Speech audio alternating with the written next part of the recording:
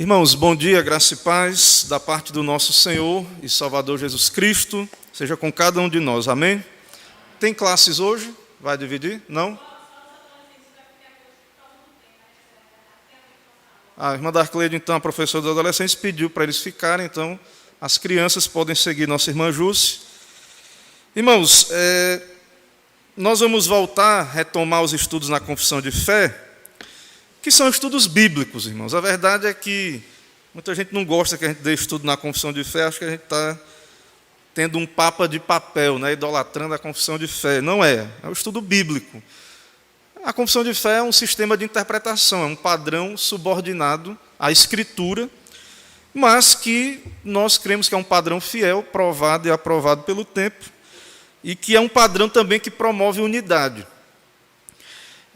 Hoje pela manhã nós vamos falar do tema do divórcio segundo a Escritura e orientados pela nossa confissão de fé.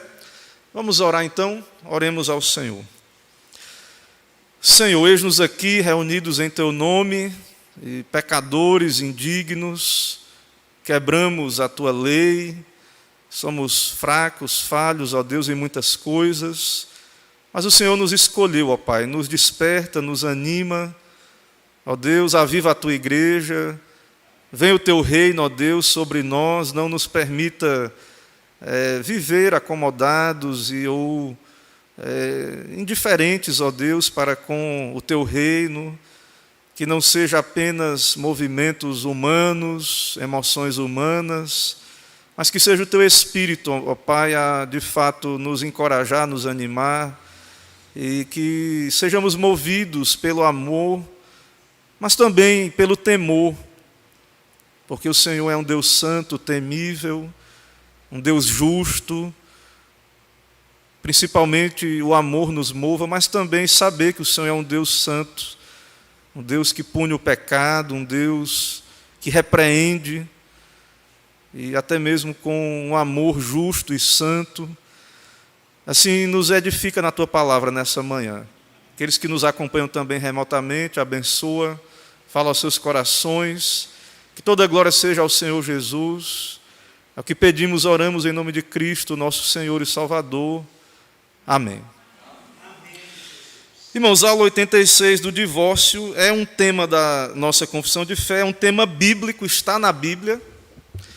E antes mesmo de ler o texto confessional, quero dizer que muita gente torce o nariz para esse tema, e isso mostra, irmãos, também que há uma leitura muito escassa da Bíblia, porque está na Bíblia. Se fosse uma coisa que a Bíblia tivesse ficado em silêncio, não tivesse tratado do assunto, ok, então nós pularíamos o assunto. Mas é um assunto bíblico, está nas Escrituras, e não tem só um texto na Bíblia. Não tem só no Antigo Testamento ou só no Novo Testamento, mas em ambos. Então, muita gente nunca estudou, ou quando lê a Bíblia, passa rapidamente por esses textos, nunca parou para estudar o tema com mais profundidade, simplesmente segue, não gosta, eu sei que Deus não criou originalmente o divórcio, Deus criou o casamento, e criou para que não fosse vitalício, para a vida toda. O que Deus ajuntou não separe o homem, os dois são uma só carne. Mas houve a queda, o pecado entrou no mundo, e Deus se revelou aos homens, Deus deu a lei a Moisés, depois Jesus, que é o profeta maior, que Moisés disse, escute a ele, vai vir um profeta aí semelhante a mim, o que ele disser, escute. E até, se eu não me engano, lá no contexto, aquele que não ouvir, até acho que há uma sentença lá de morte, como é muito comum na lei de Moisés. Então, é um assunto que está nas Escrituras e que nós não podemos, irmãos, simplesmente ir a esse assunto com um senso comum, com eu não gosto. Eu sei que às vezes a gente experimenta, vê na experiência que é uma coisa negativa, e é mesmo. Na família tem um caso, mas você tem que ser bíblico. Você não tem que tomar uma postura, você é cristão, você tem a palavra de Deus nas mãos. Você diz que a palavra de Deus é a sua única regra de fé e de prática. Então, mesmo que você não goste ou tenha algum preconceito com o assunto, você precisa se abrir e ter humildade de que, na história da igreja, homens de Deus, homens sérios, dedicados à Bíblia, que conheciam o texto, a Escritura toda, os originais, que leram, investigaram, trataram desse assunto, e não só um ou outro, mas até mesmo como a nossa confissão, um grupo de homens, 121 teólogos piedosos, homens de Deus. Então, no mínimo, você deveria ter humildade para ouvir e orar e considerar no que está sendo dito. Não tapar os ouvidos, como muitas outras doutrinas nossas, que as pessoas simplesmente não querem ouvir, já retrucam, não querem saber. Então, muitas vezes, nós, na nossa sistematização dos assuntos bíblicos, a gente é muito raso. Por exemplo, pastor, mas Deus disse que eu odeio o divórcio, lá em Malaquias. Então, como é que Deus permitiu o divórcio? Ele disse que ele odeia o divórcio. Deus não é um Deus da aliança. Deus não tem uma aliança da graça e Ele não sustenta essa aliança? Sim. E essa aliança, esse pacto da graça, é um pacto soberanamente administrado e Deus assume tudo. Mas nos contratos, nos pactos, tem duas partes. E nessa aliança, no sentido externo, há casos na Bíblia em que Deus deu carta de divórcio para o seu povo.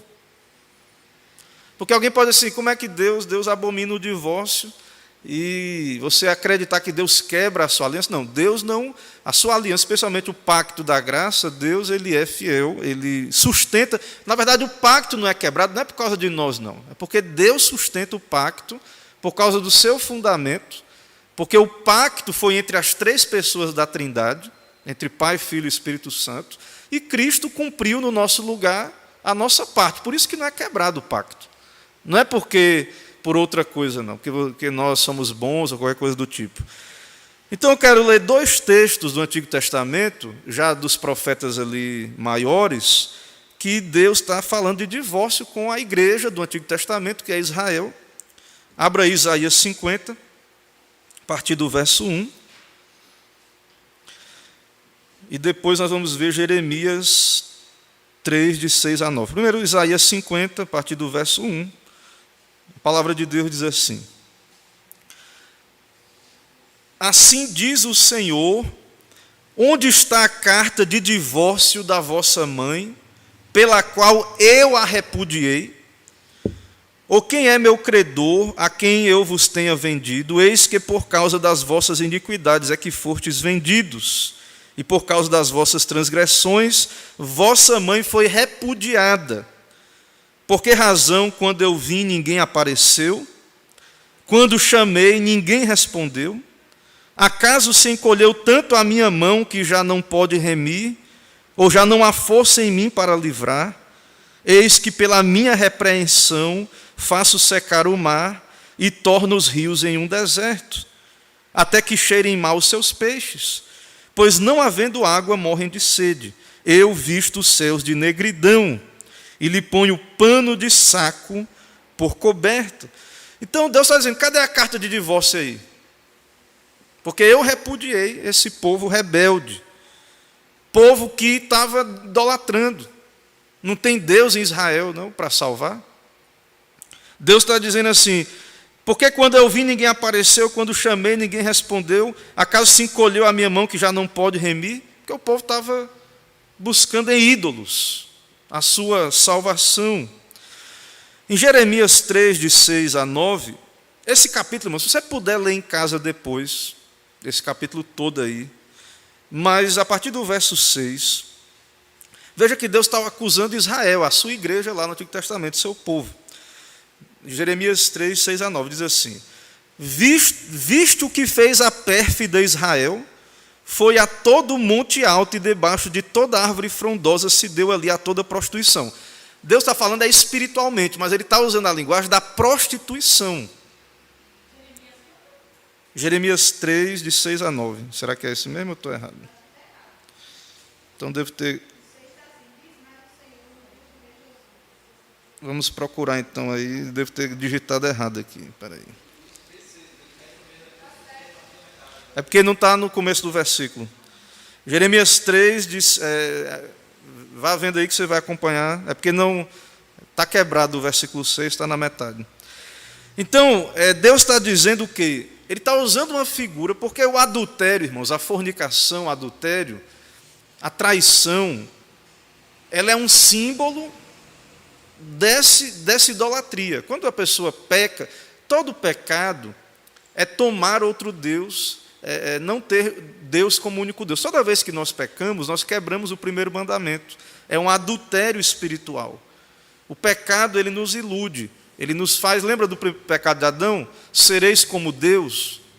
Então, todo pecado, ele coloca outra coisa no lugar de Deus, ou até mesmo a si mesmo, a sua própria vontade no lugar da de Deus. Então, essa figura da traição e tal é a figura desse pecado do adultério também. Então, ele está dizendo aí que o povo de Deus estava idolatrando, em todo lugar estava idolatrando, embaixo de toda árvore frondosa.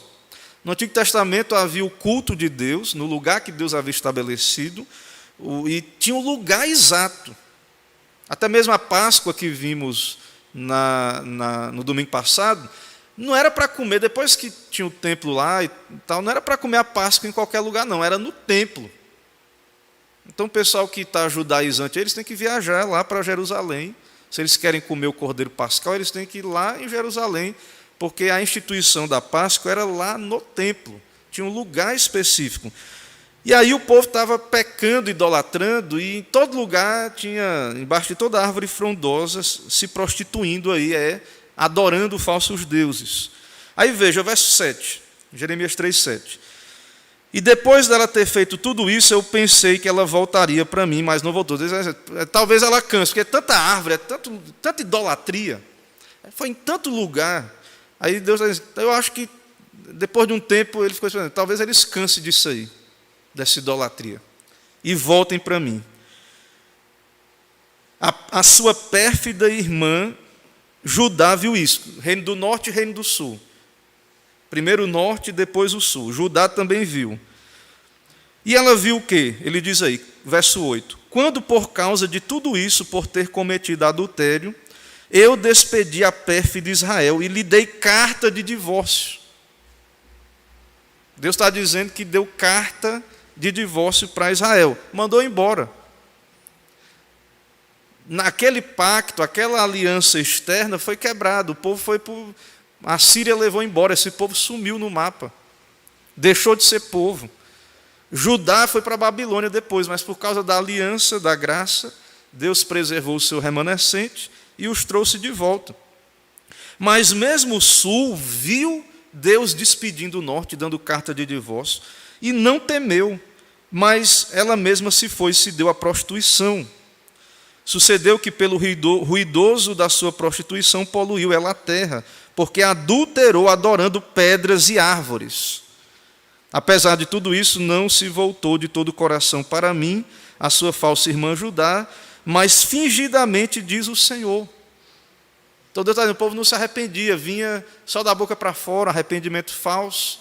Então, percebe, irmãos, que nesse sentido da aliança externa ali no Antigo Testamento, o povo quebrou a aliança e não se arrependeu e ficou quebrado. Deus despediu esse povo, deu carta de divórcio para esse povo, por causa, veja aí que ele enfatiza a ideia do adultério, né, da traição, que é o que nós vamos ver agora na Confissão de Fé e na Bíblia.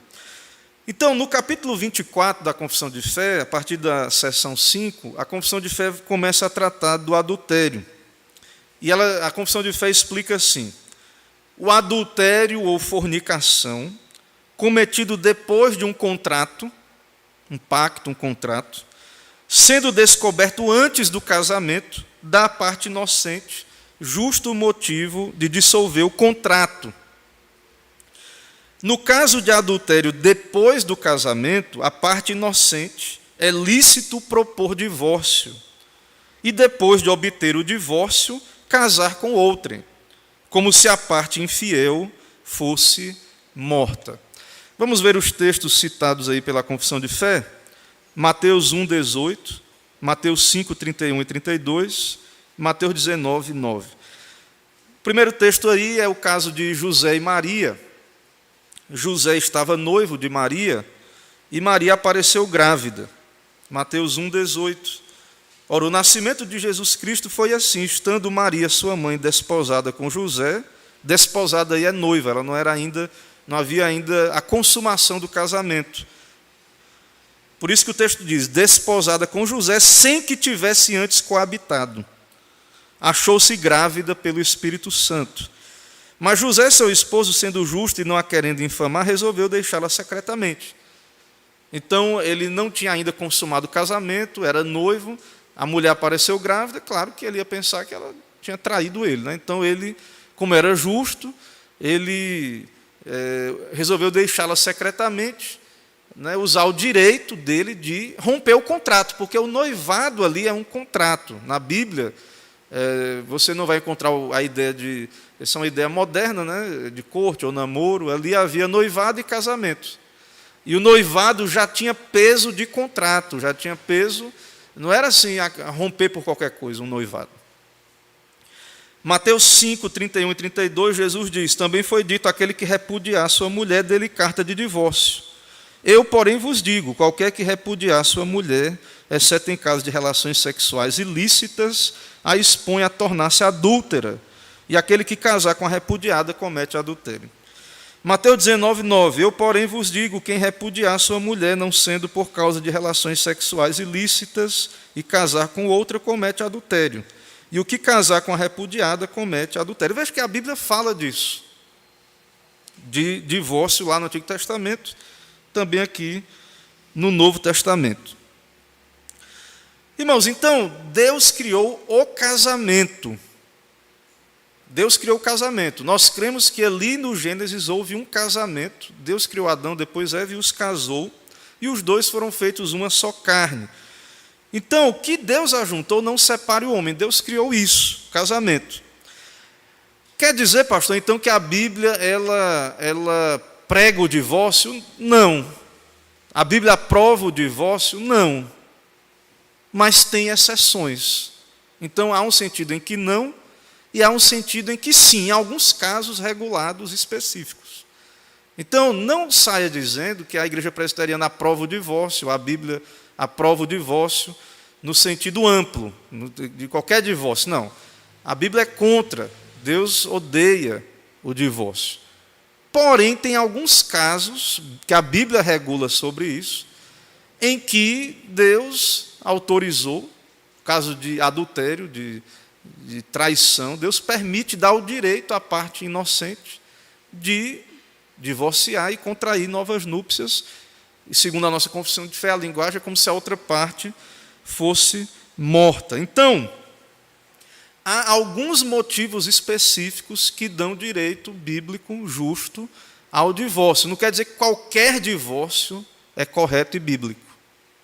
Não quer dizer que qualquer divórcio é aprovado por Deus e qualquer divórcio em qualquer sentido está correto diante de Deus e dá direito a essa pessoa a um novo casamento. Mas é necessário que ela seja uma parte inocente. Em alguns casos específicos, ela tem direito, um crente teria direito de pedir a carta, né, de divórcio e então ser livre daquele pacto, daquele contrato. A razão mais clara e direta na Bíblia é o adultério. Certo? Essa é a razão mais clara. A Escritura considera esse pecado, fornicação ou adultério, causas justas para o fim do relacionamento ou quebra de contrato. A verdade é que assim, lembre então que na Bíblia, o noivado, ele já era um contrato. As famílias participavam, né? Havia ali uma expectativa, já havia uma espécie de contrato. Era um momento ainda, podia ser rompido? Podia. Era um momento de conhecimento? Sim. Não havia ainda relação.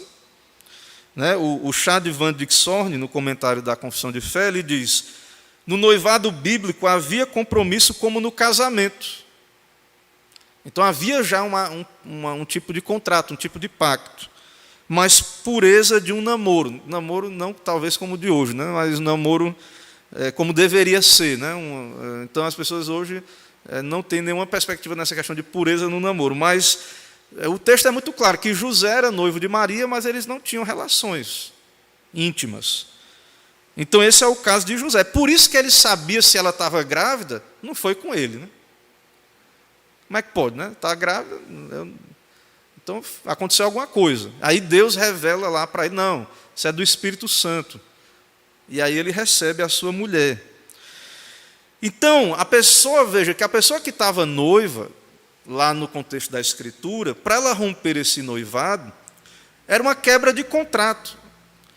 E apesar de que, por exemplo, o namoro ou a corte não é um noivado na nossa cultura, mas você pode perceber aí, mesmo as pessoas que não são crentes, mesmo que elas não peguem um papel, mas quando a pessoa entra num relacionamento, entre aspas, sério, ela, mesmo que não esteja escrito ou seja dito, há um contrato ali entre as partes de que ninguém vai trair ninguém, né? Há uma expectativa.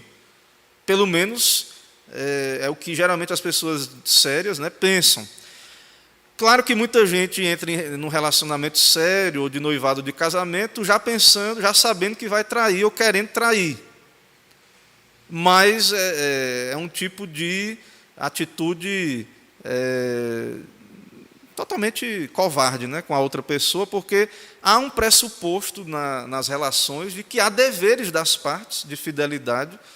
Então, é claro que mesmo que você esteja aí namorando com alguém, você espera que você não vai encontrar essa pessoa beijando outra pessoa, ou tendo contatos íntimos com outra pessoa, embora hoje as pessoas estão rompendo todas essas barreiras, né, com relacionamentos abertos e cada vez mais tem perdido o significado de relacionamentos, porque as pessoas abandonaram a Escritura.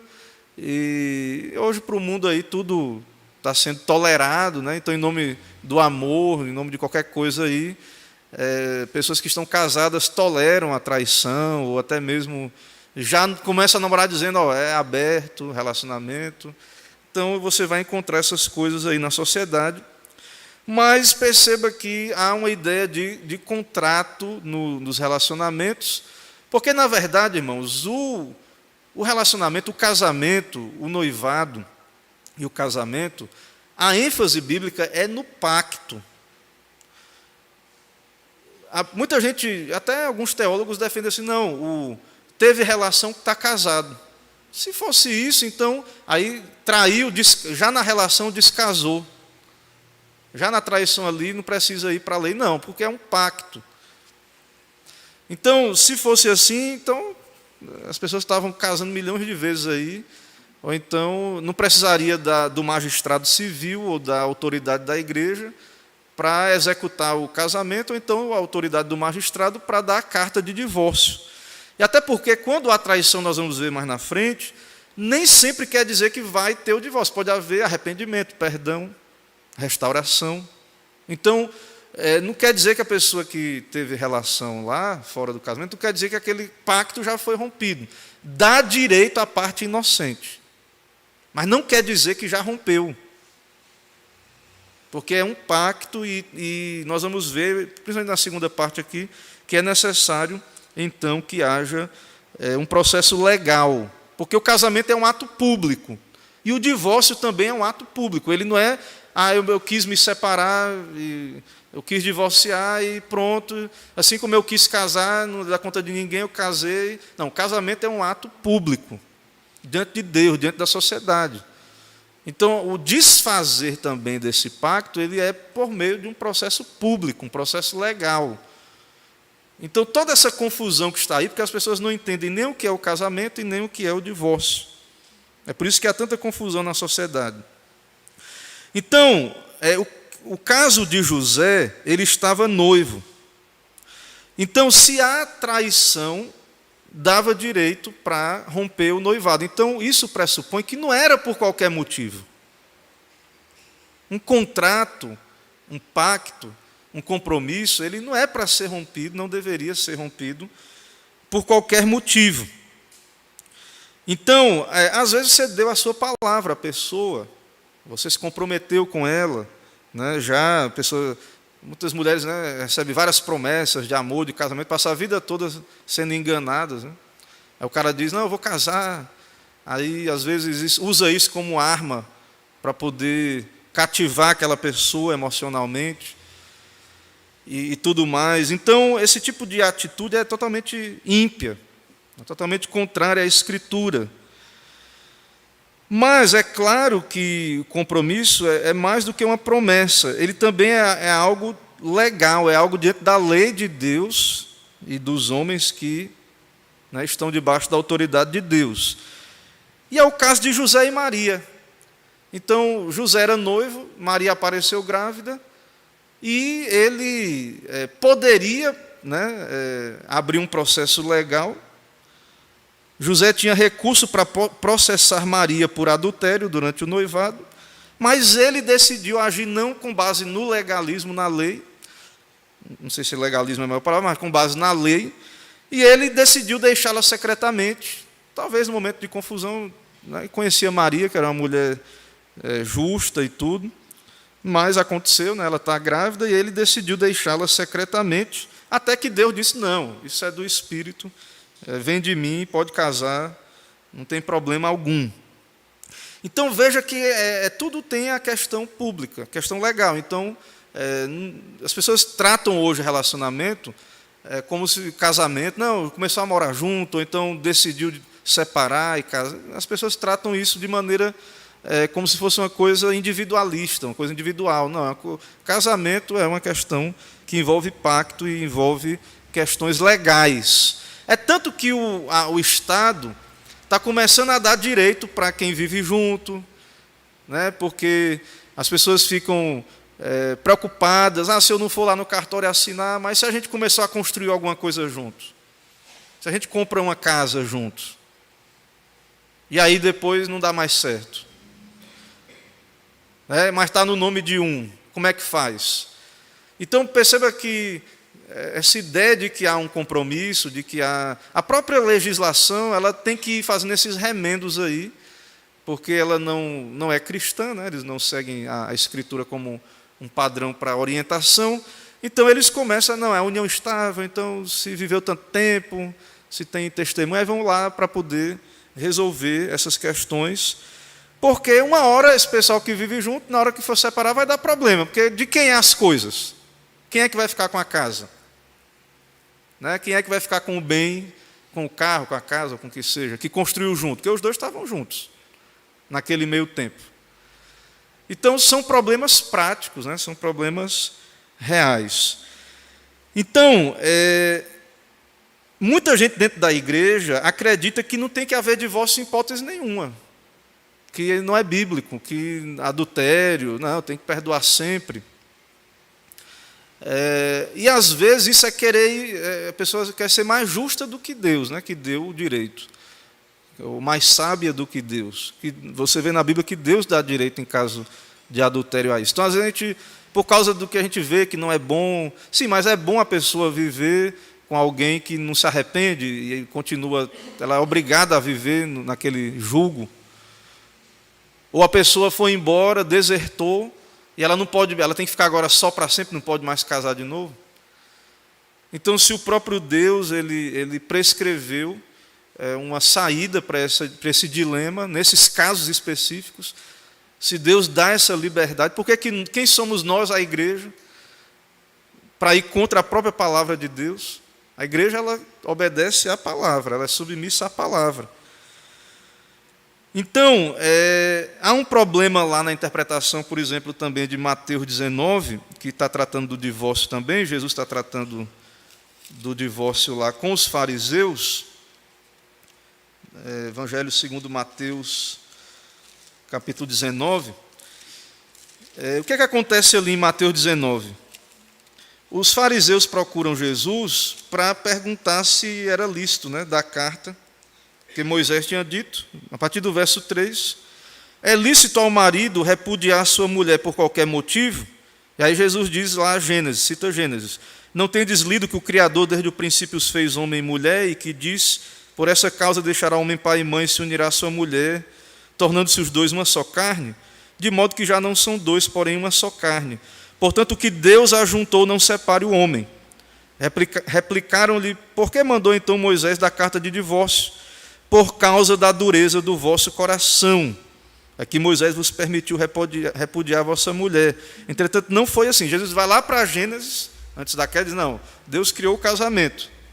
Mas no verso 9 ele diz, eu, porém, vos digo, quem repudiar sua mulher, aí vem a exceção, não sendo por causa de relações sexuais ilícitas e casar com outra, comete adultério, e o que casar com a repudiada, comete adultério. Então ele nega o divórcio, mas ele tem a cláusula de exceção. Então o princípio geral o casamento é para a vida toda. O que Deus juntou não separe o homem. Então não pode separar por qualquer motivo. Mas existe essa cláusula de exceção. Sproul, lá no seu comentário, ele explica aí essa situação, que havia um debate, não é só hoje que tem debate, não. Lá na época de Cristo, os rabinos já discutiam. Tinha uma escola mais estrita de interpretação, chamada Shammai, mais conservadora, e uma mais liberal ou ampla. Os seguidores de Hillel diziam que a indecência era qualquer coisa que desagradava o marido. Então, tinha uma escola dizendo, por qualquer motivo que o homem desagradou da mulher, não gostou do tempero, do feijão, né, não gostou de alguma coisa, começou... Irmãos, quando você começa a desgostar de uma coisa, quando a pessoa não quer uma coisa, ela vai arranjar motivo. Se uma pessoa não gosta de você está no relacionamento. E aí começou o relacionamento, até começou bem. Mas chegou um momento que ela começou a lhe conhecer, começou a ver coisa ali. Ela viu, não vai dar certo esse relacionamento. Às vezes ela não tem coragem de chegar e dizer que não quer, simplesmente. Então, assim, tudo agora é um motivo. Ela vai caçar motivo de todo lado. Então, imagine que um homem não quer mais ser casado com aquela mulher. Então, agora, tudo que acontecer dentro de casa, qualquer problema, ele vai e diz, não, eu quero o divórcio.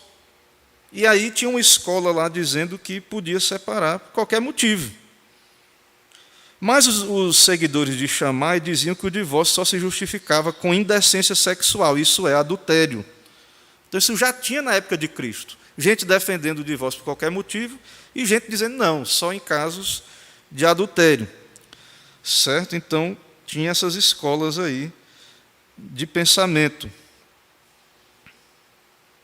Deixa eu só abrir aqui a apresentação de slide que é melhor.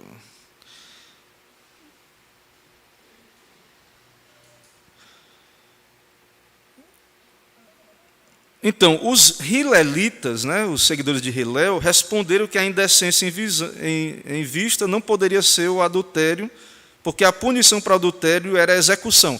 Então, o pessoal que era contra esse argumento, que é só por adultério, não, adúltero tem que morrer. Né? Então, eles diziam que não era esse o argumento. E aí houve um debate, e nós vemos que Jesus deixa claro que o adultério ele existe por causa da dureza do coração humano, em primeiro lugar, dureza do coração humano, e ele coloca a cláusula de exceção, a imoralidade sexual. Então, qual é a regra geral? Jesus proíbe o divórcio com exceção. É por isso que, como eu volto a falar, essa dificuldade de sistematizar as coisas. A pessoa vê uma coisa na Bíblia, Deus não aprova o divórcio. Mas e o detalhe? Então você tem que sistematizar, leia os textos, estude toda a Escritura e tente organizar essas coisas, porque a Bíblia ela não se contradiz. Mas nós é que às vezes não conseguimos sistematizar da maneira correta, da maneira bíblica. Então Jesus proíbe o divórcio, não é por qualquer motivo, não pode por qualquer motivo, mas tem o caso da imoralidade. E com isso também soma-se o ensino de Paulo em primeiro. E apesar, irmãos, também que a imoralidade não obriga o divórcio, dá uma causa justa, mas pode haver perdão ainda, e coisas desse tipo. Em 1 Coríntios 7,15, as igrejas reformadas também entendem, a partir desse texto de 1 Coríntios 7,15, que um segundo motivo que torna lícito o divórcio, especialmente se é uma parte crente e outra descrente, porque o texto diz aí, 1 Coríntios 7,15, mas se o descrente quiser apartar-se, que se aparte. Em tais casos não fica sujeito à servidão, nem o irmão, nem a irmã, Deus vos tem chamado à paz. Então, se há um casamento, a pessoa se converteu, a outra parte é crente, ele consente em viver, não separe. Mas se a outra parte não quiser de jeito nenhum, pronto, acabou a vida do irmão, ele tem que ficar agora pro resto da vida solteiro, né, divorciado ou separado, porque esse tipo de atitude, ela é um abandono das funções, né? O cara não só vive embriagado, não paga as contas, abandona, não cumpre os seus deveres. Então, alguns entendem que essa pessoa, se há um crente fazendo isso, ele teria que ser disciplinado, até ser excomungado, tratado como incrédulo, e aí esse irmão estaria livre, sendo considerado uma deserção. Só que isso, irmãos, quem julga não é a própria pessoa, entende? É por isso que é importante um processo legal. É por isso que a igreja tem tudo a ver com a questão do casamento. Quando as pessoas vêm casar, elas procuram a bênção da igreja. E é por isso que a igreja também, quando vai haver um divórcio, está havendo alguém que está se divorciando na igreja, a igreja tem que estar atenta. A igreja tem parte nisso, de acompanhar, de pastorear, de ver se é lícito se aquele irmão vai ter direito, de modo lícito, àquela carta e ao novo casamento, quando isso acontece. Então, a igreja ela não pode, isso é coisa do Estado. Isso é simplesmente coisa do Estado. Não. Porque muitas vezes o que acontece é isso. Não, quem divorcia é o Estado. Quem casa é o Estado. Então, muitas vezes a igreja, então não é da nossa conta. Ou a própria pessoa pensa, não é da conta da igreja. Que eu esteja casado, que eu case ou que eu me divorcie. E não é assim que a nossa confissão de fé, eu creio, as Escrituras apontam para nós, né? Então, casamento, divórcio, essas coisas são coisas da vida pública, da vida espiritual e religiosa também. Então, claro que existe o princípio do amor, lá em Coríntios 13, certo? Claro que o amor tudo suporta, tem lá toda aquela ideia de Coríntios 13, e que é possível a restauração de casamentos. Mas quer dizer que todo adultério vai dar para restaurar? Vai ter? A gente tem que ser. A Bíblia mesmo, se Deus dá essa possibilidade, é porque tem casos específicos que a pessoa, casos que ela vê, não dá. Eu perdoo, se é um crente, se arrependeu, mas eu vou usar meu direito de pedir a carta. E a igreja, muitas vezes, lida com essas pessoas, não tem amor, né? Não tem amor pela pessoa, então, de modo a censurar aquele irmão. Então, claro que a igreja, no sentido amoroso, a primeira coisa que a igreja tem que fazer é não abandonar as pessoas que estão num processo de divórcio, caso estejam. Certo? Então, nós devemos fazer isso. Principalmente se não tem fundamento bíblico.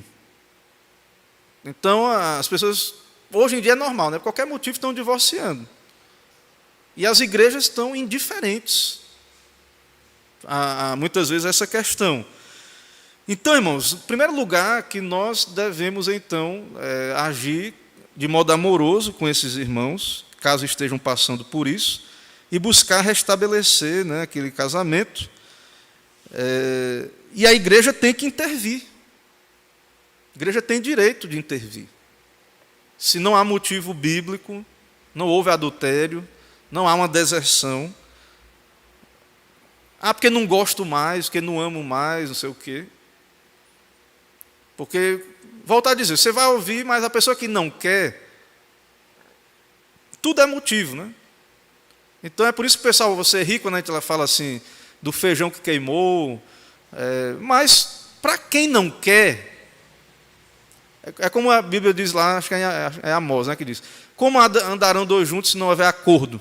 Quando a pessoa não quer de jeito nenhum, né, infelizmente fica difícil. Mas a igreja tem que intervir, dizer, o que é que a Bíblia diz? Não é por qualquer motivo. Se você divorciar, você está se expondo ao adultério, expondo o seu cônjuge ao adultério. Mas se a pessoa insiste em divorciar, a igreja deveria disciplinar.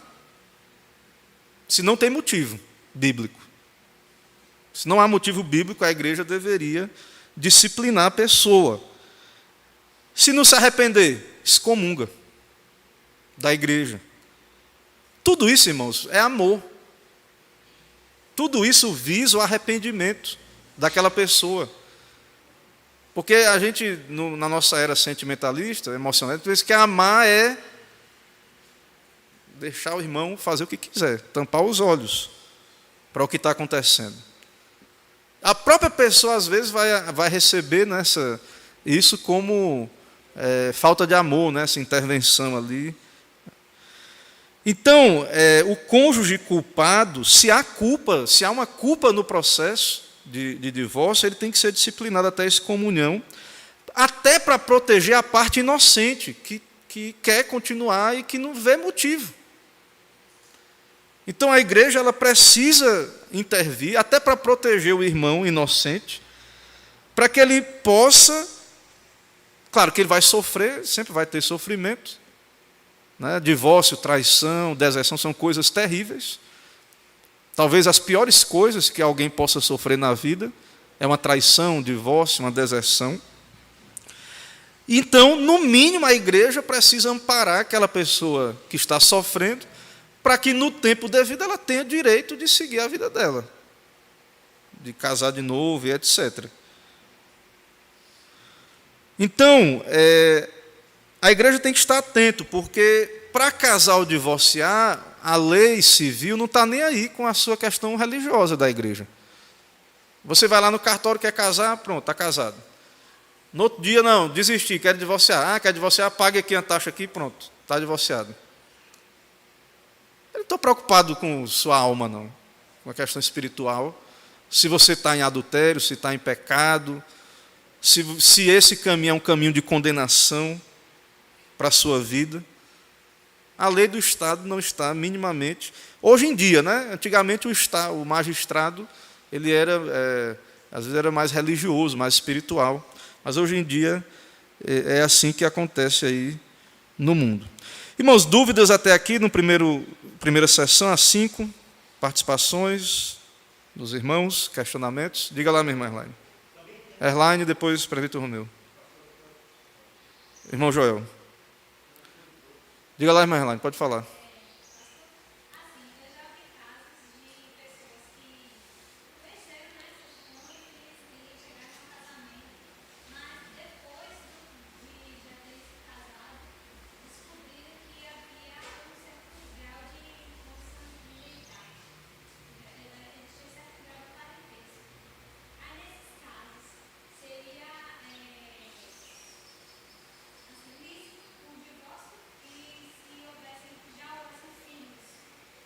Sim. É um assunto bem difícil, essa questão da consanguinidade que nós tratamos na aula passada. De fato, as leis, se elas fossem cristãs, o Estado não deveria aceitar. Só que nós vivemos um Estado que não é cristão. O Estado casa, e se casou, está casado. Entendeu? Então, assim, já a igreja, ela deveria não aceitar isso, deveria repreender, tratar, disciplinar, se é crente, e até as vias de fato, se a pessoa não se arrepender. Então a igreja não deveria tolerar isso, esse tipo de coisa, no nosso meio, mas infelizmente, como eu estou falando, não há uma harmonia entre igreja e Estado. Então, para nós, é um casamento ilícito. Porém, é complicado, a pessoa não sabia, mas, enfim, já vem filhos e tudo. Não é uma situação fácil de responder, não. Porém, o princípio geral é que, o princípio confessional e bíblico, é que não deveriam ser tolerados casamentos com esse grau de consanguineidade. Eu acho que tem, porque eu não sei o nome do direito lá, mas tem o grau, tem uns graus assim, numa linha assim, vertical e horizontal, Então tem uns parentes, prima, coisa mais distante, eu acho que é mais essa coisa mais horizontal, assim, irmão, mãe, alguma coisa assim, entende? Então, mas não recomendo, se você puder evitar casar com um primo também, faz bem, Depois de você, está dentro da família lá no Natal, Está lá na Páscoa, né, no Natal. Aí está lá você e o seu primo com a sua ex-mulher, né? Que coisa linda, né? Para não dizer o contrário. Então a menina namora com o cara, aí fica noiva do indivíduo. Aí acaba o noivado, aí fica noiva do irmão do cara e casa com o irmão do cara. Coisa linda, né? Para não dizer o contrário. Você está lá nas festas da família, está lá o seu irmão casado com a sua ex-noiva ou ex-namorada. Mas é isso aí que acontece aí no mundo, meu irmão. É triste, né? É muito triste isso. Nós deveríamos deplorar isso. E deveríamos ser muito claros, né, com os nossos filhos, né, com esse negócio de evite, certo? Passe longe. Às vezes, né, acontece, a pessoa se decepciona lá fora, aí o primo é o melhor amigo, mas acontece que dá certo. Eu não vou dizer que todo casamento com primo dá errado e tal, mas corre o risco. Então, se você puder evitar, se tiver um crente que não seja seu primo, você puder evitar, eu recomendo que você evite, certo? Pastoralmente. Mas eu vou dizer como Paulo, né? Não é a Bíblia que está dizendo, eu que estou lhe dizendo como conselho. Certo? Se puder evitar, evite. Até porque, como estamos falando, né, essas coisas de romper relacionamento, você vê que é uma coisa que é traumática aí nas Escrituras, é muito claro, né? Há expectativas, há compromissos, quer seja no papel ou não. Então não é uma coisa boa, esses rompimentos aí. Para Vitor Romeu, depois irmão Joel. O que hoje as pessoas, né, geralmente falam é a questão de serem incompatíveis. Chega um determinado ponto do casamento e ele diz que há uma incompatibilidade. Sim, aí no caso, isso aí não é biblicamente motivo para que haja carta de divórcio. Não. Ambos são cristãos. Essa é a situação que eu quero colocar. Ambos são cristãos. E chegam à conclusão de que são incompatíveis. Há um consenso entre os dois. E aí, qual é a posição da igreja? Pronto, é o que a gente vai ver agora aqui. Pronto. A gente vai ver. Vamos ver se contempla também o outro. Aí há um julgamento de que há uma incompatibilidade só que de uma parte. Uma parte diz que não quer mais, ele continua sendo cristão, porém, ele não quer viver mais com a mulher, porque acha que não é mais compatível com a outra. E aí, no caso, a igreja, vamos lá, a igreja persiste, porque não há motivo. Você tenta reconciliar os dois, tenta ver onde há essa incompatibilidade para tentar ajudar, mas a pessoa continua pertinente nesse sentido e não quer, né? Mas quer ser cristão. Porque quando não quer ser cristão, você já colocou aí. Mas é por isso, irmãos, que a gente tem que ensinar sobre o casamento e divórcio, porque muitas vezes essa convicção que fica tudo bem, que eu não quero e pronto e vai ficar tudo bem, é porque as pessoas não entendem o que é que Deus diz, o que é que a Bíblia diz sobre o casamento e o divórcio. Então, assim, ela acha que vai ter paz agindo contra a lei de Deus, contra a Bíblia. Ela não quer uma coisa, não tem motivo bíblico. Então, assim, muitas vezes as pessoas elas são movidas por um desconhecimento total das questões que estamos tratando aqui. Então, aí pastoralmente, cada caso tem que ser analisado. Mas, assim, em geral, nós vamos ver aqui que a igreja, de fato, ela não deve, não há justificativa, então não deveria haver o processo. Mas, não sei se o irmão Joel quer falar ainda, meu irmão?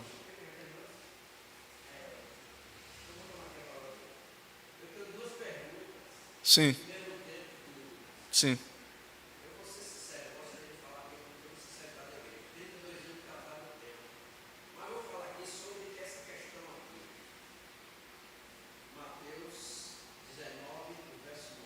Sim.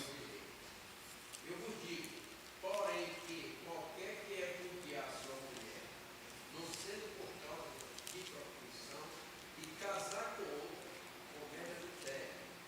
E casar com a repudiada também comete adultério. A minha pergunta é,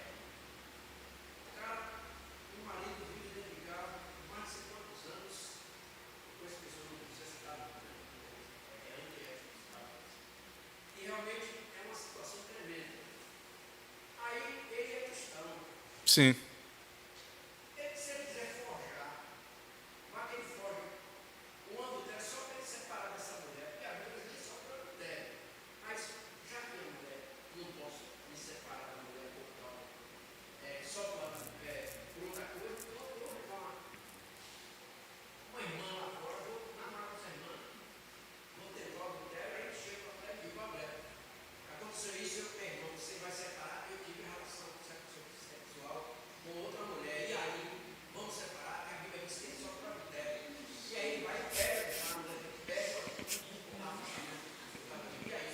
ele é a parte culpada, meu irmão. Ele não tem direito.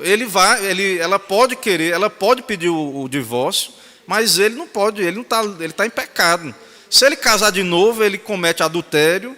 A pessoa que casar com ele comete adultério, é o que o texto está dizendo. Se ele fizer isso, ele está na autoestrada para o inferno. Viu? Se ele não se arrepender, é o caminho que ele está indo. Ele está pulando de cabeça dentro do inferno direto. Hã? Como é?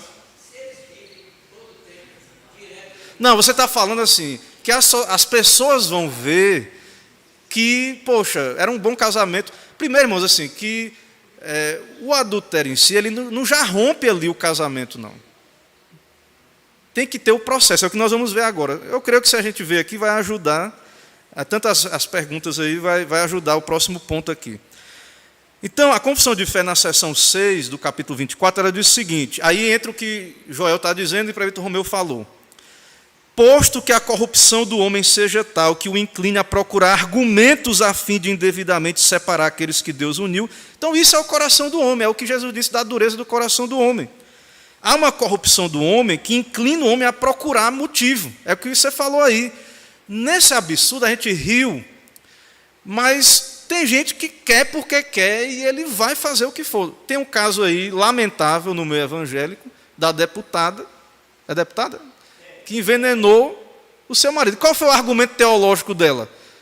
Crente não divorcia, então ele tinha que morrer. E ele não estava querendo morrer, eu tive que ajudar ele a morrer logo.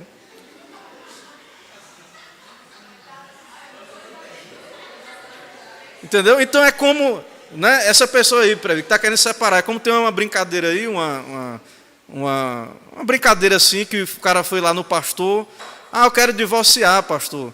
Aí qual é o motivo? Não, porque a mulher não gosta mais, não sei o quê. Aí depois vamos orar. Senhor, mata o teu filho, ou foi mata a mulher. Então, assim, é mais ou menos isso, né? Então, há uma corrupção no coração humano, não devemos ignorar isso. Viveu não sei quantos anos, é pecador.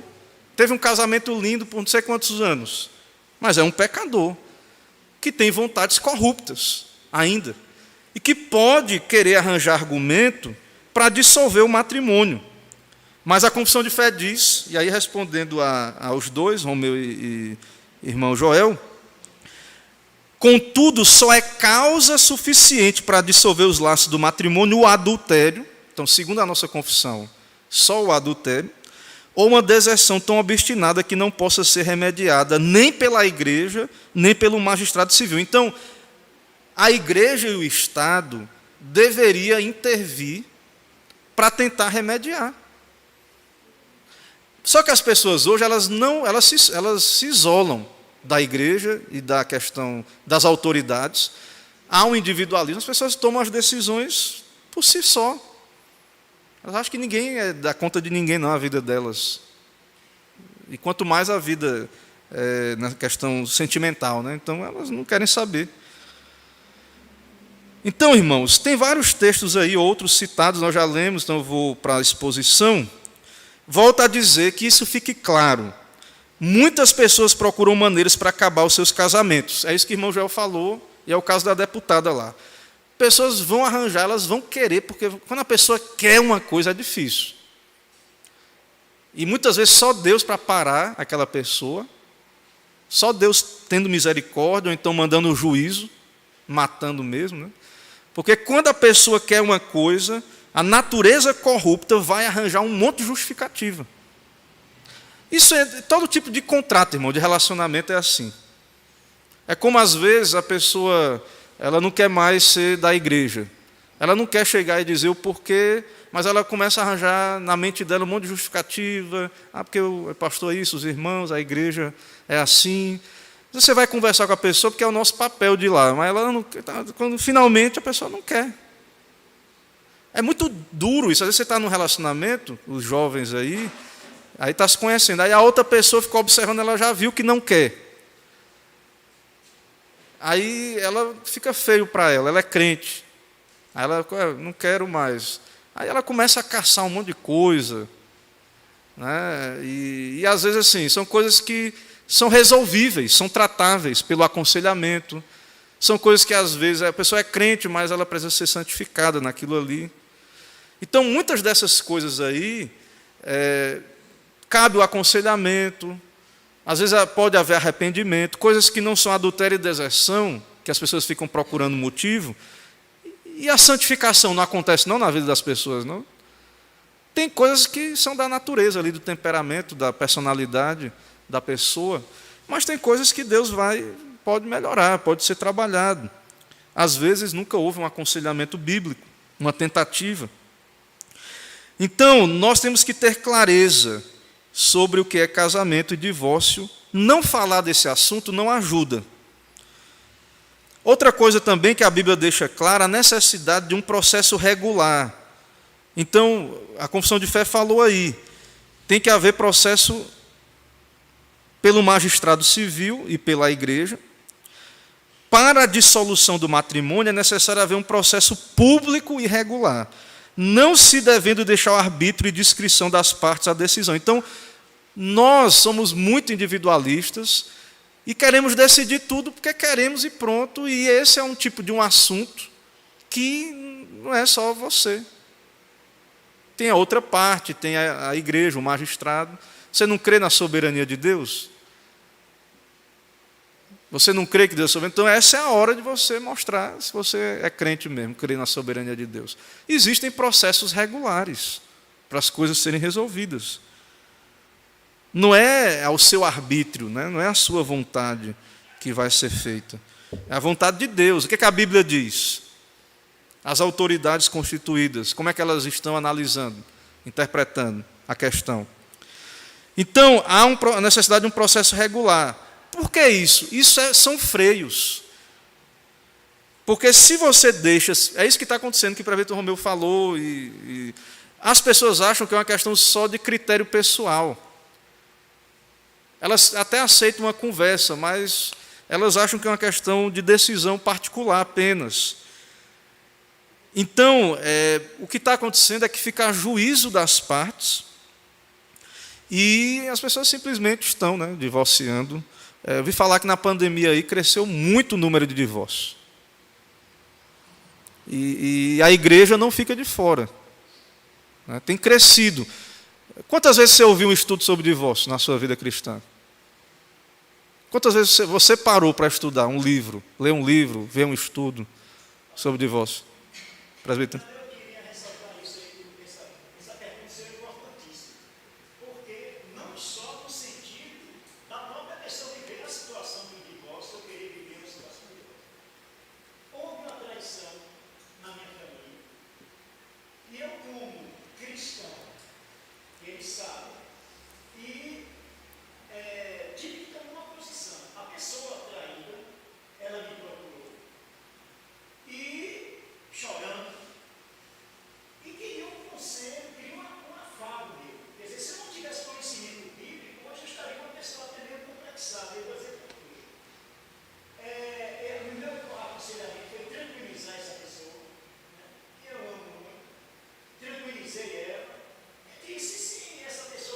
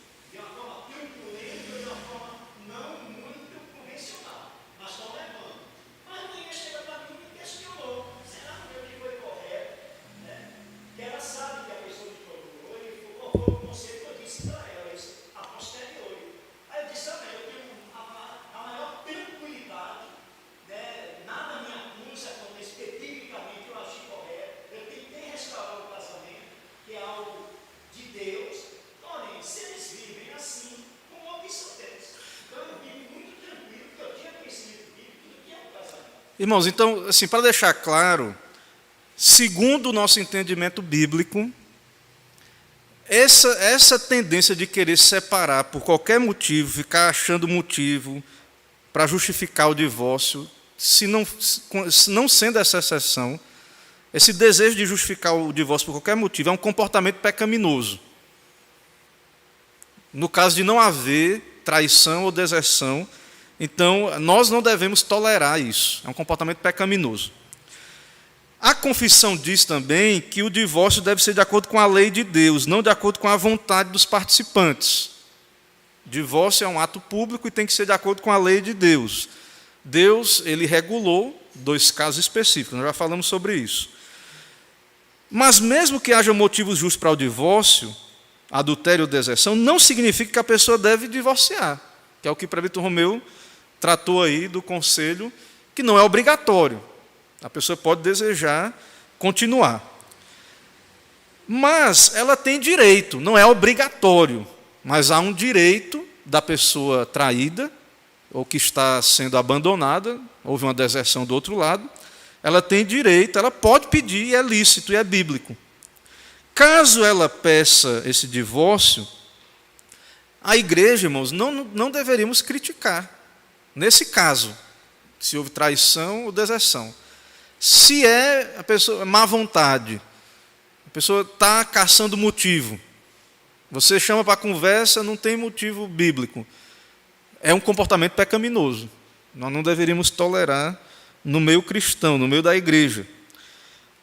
Porém, caso alguém foi traído ou desertou, mas o outro se arrependeu, pediu perdão, ela é que sabe se ela vai conseguir conviver, se ela vai perdoar. Às vezes ele traiu com uma pessoa muito próxima, como eu acabei de falar exemplos aí dentro da família. Às vezes o tamanho da situação, às vezes ela perdoa, mas aquilo é um direito dela usar. Ela pode usar o direito, dizer, não, eu perdoo, porque eu sou cristão, a Bíblia manda eu perdoar, mas a Bíblia também me dá o direito de pedir a carta. E nesse caso eu vou ter que ter uma opção, e digamos que a pessoa opte por pedir a carta. Nós, o povo de Deus, deveríamos receber essa pessoa sem... Ela foi vítima daquela situação. Só que isso não fica ao arbítrio das partes. É por isso que tem que haver o processo regular, o conselho tem que estar instruído, acompanhando a situação. Certo? Então, Sproul diz, é um fardo injusto e antibíblico sugerir que a vítima de adultério, se fosse suficientemente espiritual, permaneceria em seu casamento. Então, a gente cria uma espiritualidade, né? Pimenta nos olhos dos outros é refresco. Né? Você já foi traído? Talvez você não saiba o que é. Mas aí se você for espiritual mesmo, você vai perdoar sempre. Mas a Bíblia dá direito para aquela pessoa. Se ela entender, ela vai orar, se ela é um crente, ela vai analisar a situação. Se ela perdoar, como o presbítero meu falou, perdão bíblico de coração e deseja continuar, vai ser maravilhoso, Deus vai ser glorificado. O perdão, nós somos alvos do perdão de Deus e nosso pecado contra Deus é muito, muito maior do que qualquer traição que a gente sofre. E é bênção, é graça, é favor que nós recebemos de Deus imerecido, e perdoar é algo que é cristão, sim. E volto a dizer, mesmo essa pessoa que pede a carta, se ela é cristã, ela deve perdoar. Principalmente se a pessoa lá se arrepende, porque o perdão pressupõe arrependimento. Mas a Bíblia dá o direito a ela, a pedir a carta, se ela entender que é um fardo para ela conviver com o que passou, ela não quer, ela tem esse direito. Ele cita aqui esse exemplo, Sproul. Ele diz, se um homem comete adultério e depois pede perdão à sua esposa, é seu dever cristão perdoá-lo. Ela não tem outra opção. Mas isso não significa que ela deve permanecer casada com ele. Ela deve perdoá-lo e recebê-lo como irmão em Cristo, mas ela não tem que recebê-lo como esposo em Cristo. O seu comportamento minou a confiança. Aquele relacionamento talvez não vai ser o que deveria ser. A pessoa não tem estrutura, às vezes, para aquilo. Se ela não pode continuar em um estado tão danificado de relacionamento, Deus lhe dá liberdade. A parte inocente tem esse direito. E é errado condenarmos esse cristão por exercer o seu direito. Né? O que Sproul diz no seu comentário lá, Verdades que Confessamos, é um comentário da Confissão de Fé. Isso é fácil? Não é. Tanto existe essa opção da restauração plena, tem que ser acompanhado, é maravilhoso, é bom, é manifestação da graça, do amor de Deus na vida da pessoa, mas existem casos, sim, que é possível que haja um divórcio, a pessoa foi vítima, ela não quer continuar, às vezes também ele viu que o arrependimento do outro lado é falso. Tem vários casos que podem acontecer, várias situações, e que nós temos que respeitar, então, essas pessoas que passam por essa situação aí. Então, na nossa confissão de fé, interpretando a Bíblia, nossa confissão de fé é muito clara aí, que é uma causa suficiente para dissolver os laços do matrimônio, o adultério, ou a deserção, que não possa ser remediada. Então, assim, claro que, como o presbítero meu falou, primeiro tenta-se a restauração. É necessário a tratativa. O ideal é que haja o perdão. E um outro passo vai continuar ou não vai? Primeiro trata, vê, perdoa, pronto. E aí, continua o casamento? Se não fizer nada, o silêncio é a continuidade, né? Então aí é um outro passo que é importante também. Caso decidiu dissolver, tem que ter o processo público regular, tem que ir lá na justiça, a igreja acompanhando, se for correto, né, lícito. Então, tem que haver o papel, o divórcio formal, a carta. E isso não está no arbítrio das partes. Então, quem vai dar a carta, quem vai decidir é a autoridade. E a igreja, então, faz o seu papel espiritual, validando ou não aquilo ali. Né? Então, irmãos, é um assunto que não esgota aqui, é um assunto que eu creio que cabe a reflexão, o estudo. Certo? Se você é totalmente contrário ao divórcio em qualquer instância, muitos reformados são, mas a nossa confissão de fé, nós somos presbiterianos, temos uma confessionalidade que nos une. Então, o consenso presbiteriano, confessional, o consenso dos teólogos de Westminster foi esse, que o adultério e a deserção dão causas justas para um divórcio. Não quer dizer que vai acontecer o divórcio, pode ser remediado, deve ser tentado, essa tentativa de remediar deve acontecer, porém, existe esse direito bíblico aí para a parte inocente, digamos assim. Ok? Então, respeite essa posição. Você não gosta, não é a sua posição, lembre que você está na igreja presbiteriana, que tem a confissão de fé, de Westminster como padrão. Você não gosta, respeite. A posição, a igreja assumiu esse documento como interpretação fiel. Ore, né, para os teólogos, se você discorda, um dia a igreja pode emendar, né, esse ponto aí, mas não, assim, eu particularmente entendo que é um ponto bíblico, né, que não é necessário. Mas eu acho que tem que haver isso. No geral, então, o ideal seria que os pastores, presbíteros especialmente, concordassem com isso. Porque imagina, eu estou ensinando aqui isso, vem um pastor que ele é contra totalmente em qualquer instância, não dá direito nenhum para o divórcio. Aí é uma confusão, né? Então, o propósito da confissão de fé é uniformidade, é unidade. Então, se você tem dificuldade, dê uma chance e ore. Peça a Deus, vá à Bíblia. Ore ao Senhor, que o Espírito Santo lhe convença, que não seja eu, ou a teologia reformada, ou a confissão de fé, mas não crie uma antipatia que lhe diga assim, não quero saber desse assunto, ou que isso não é importante, ou que a igreja, por causa disso, não é uma igreja herética, né? Porque uma vez, só para concluir, eu estava num congresso de aconselhamento presbiteriano, lá em Recife, e aí um pastor americano confessional expôs sobre o divórcio exatamente o que a confissão de fé diz. Meio mundo de gente na igreja se escandalizou. Aí foram reclamar com o pessoal do seminário, o capelão veio pedir desculpa. O cara americano ele não fala português, né? Que vergonha, irmãos. O pastor ele estava expondo o que a gente crê, o que nós confessamos. E o pessoal foi pedir desculpa, que tal, que não era bem assim, fazer uma meia-culpa. Existe no meu reformado essas outras visões aí, de que não pode, em instância nenhuma, o divórcio. Mas nós temos na confissão de fé uma posição que eu tenho que ter vergonha de falar desse assunto, não. De escandalizar ninguém, não. Porque é o que a nossa igreja...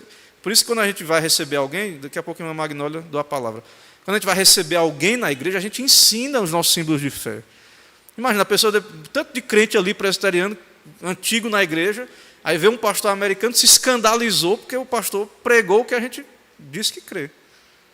Então é uma coisa absurda, né? Uma igreja grande lá de Recife. Diga, minha irmã.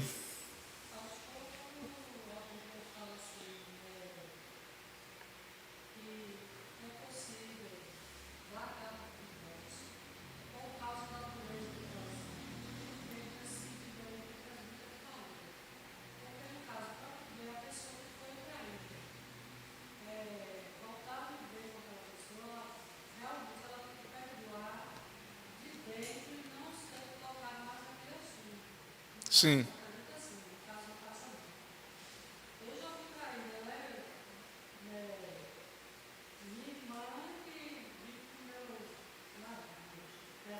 Sim.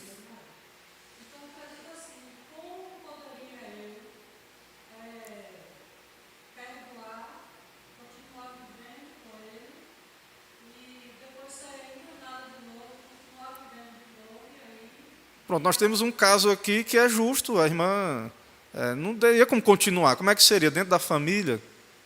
Né? Aí a igreja vai acusar a irmã de divorciar e tratar como um crente de segunda categoria? Não, irmãos.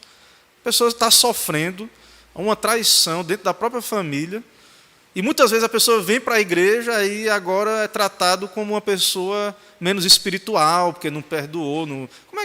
Então, assim, tem casos que a Bíblia, irmãos, isso aqui está aí para o nosso bem. A gente vive num mundo caído. Seria bom, no mundo ideal, de corações, né, não caídos, tudo é perdão, é amor, mas às vezes tem situações que não dá, né?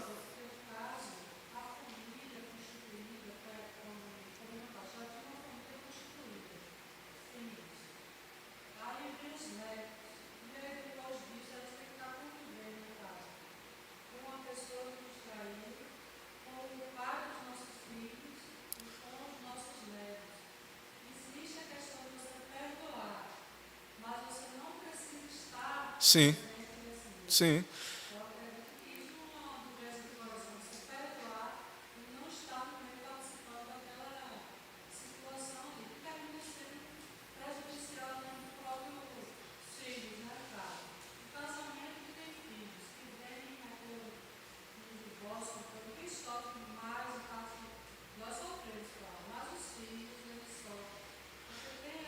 Irmãos, vejam, o pacto da graça, Deus sustenta ele, por isso que ele não se dissolve. Casamento se dissolve, entenda isso.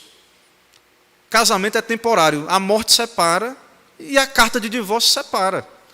E o texto confessional, ele diz, lá no primeiro, deixa eu voltar aqui, que você deve considerar a outra parte como morta. Então, a irmã, para essa pessoa, é como se fosse uma viúva.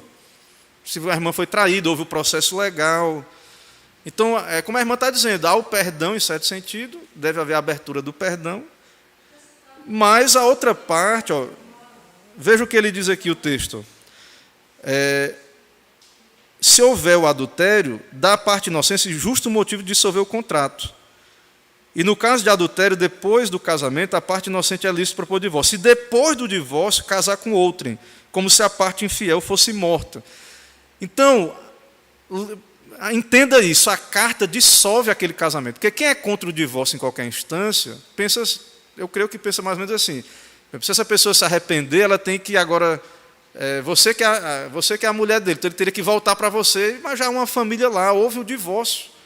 Rompeu, acabou. Você tem que olhar para aquela pessoa, depois do divórcio, ela é morta para você.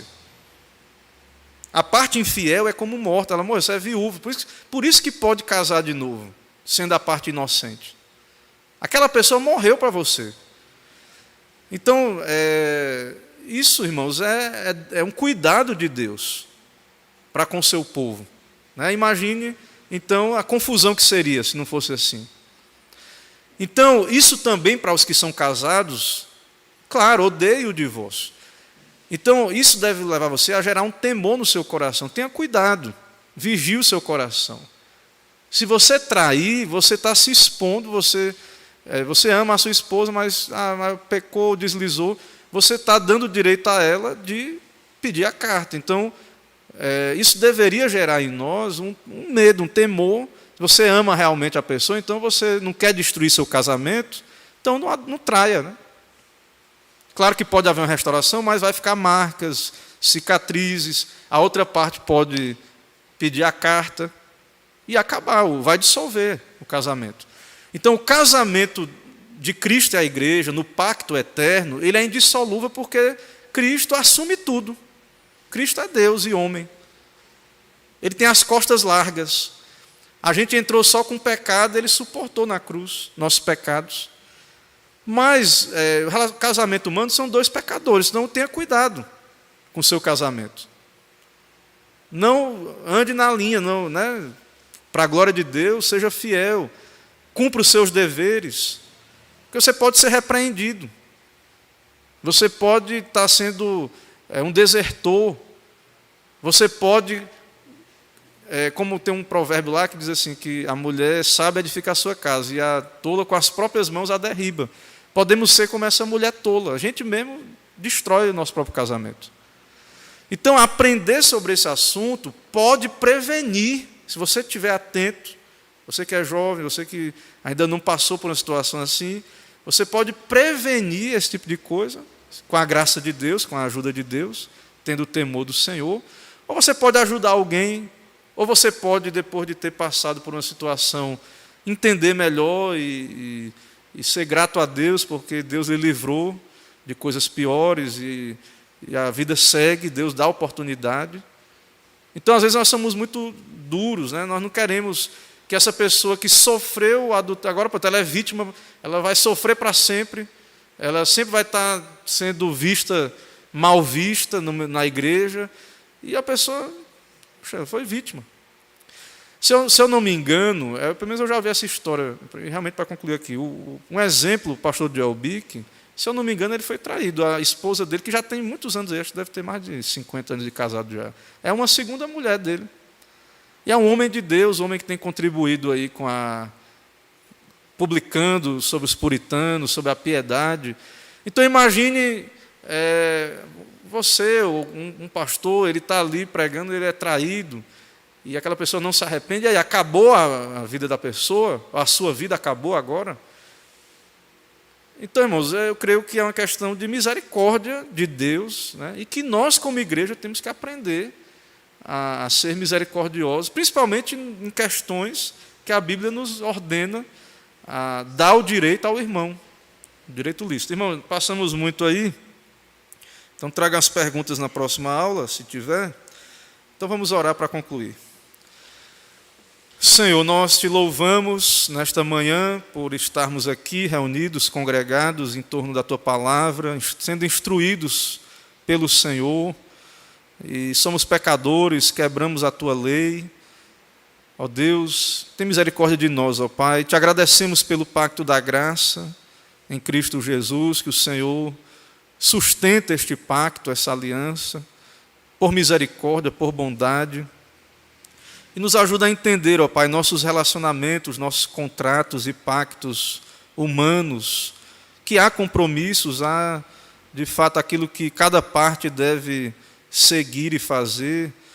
E nos livra, ó Pai, de quedas e de coisas que venham destruir nossos relacionamentos. Nos dá um coração aberto a tratar dos problemas, a remediar os problemas. E que no que depender de nós, ó Pai, sejamos fiéis a Ti, aos nossos compromissos, e nos livra, ó Pai, de todo o mal e de tudo aquilo que pode querer nos destruir. Perdoa os nossos pecados, dá-nos um dia de paz, nos traz a noite, segundo a Tua vontade, a Tua graça. É o que pedimos, oramos em nome de Cristo Jesus. Amém. Irmãos, vamos em paz, até logo mais às 18 horas, com a graça do Senhor. Amém.